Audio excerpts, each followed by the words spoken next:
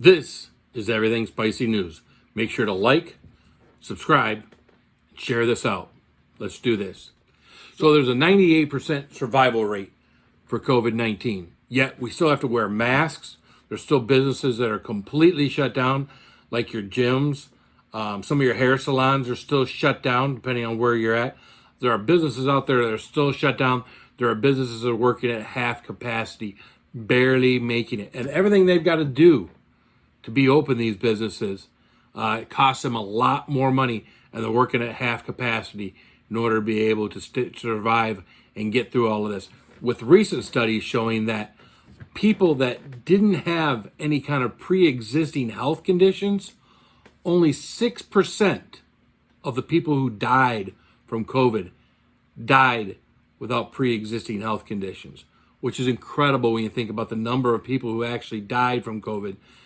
94% of those people had a pre-existing health condition that helped aid in this happening. I can't believe it. I can't believe everything we're continuing to do. To be safe is one thing.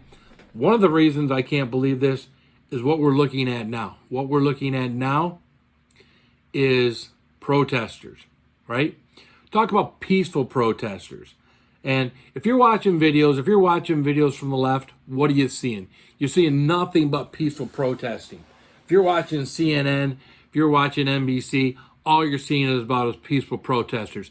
And everybody over there is telling you, what are they talking about? They're just peaceful protesters. Nobody's doing anything. They're not burning anything down.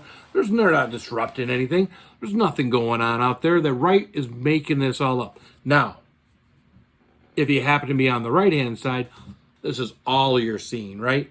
You're seeing that entire 7%. Everything that you're seeing non-peaceful protesting. You're seeing them burning stuff down.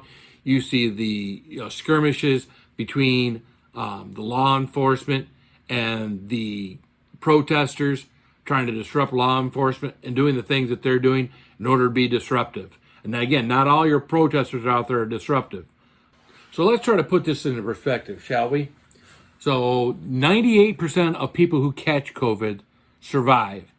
Yet it's a super, super big deal. And we are still wearing masks.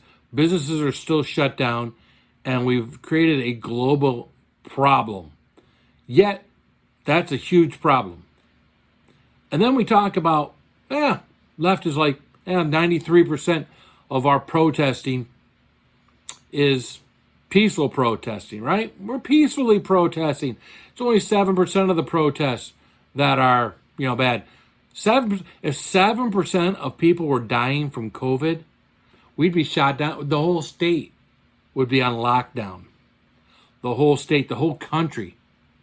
If 7% of our people were dying, the whole country would be on lockdown.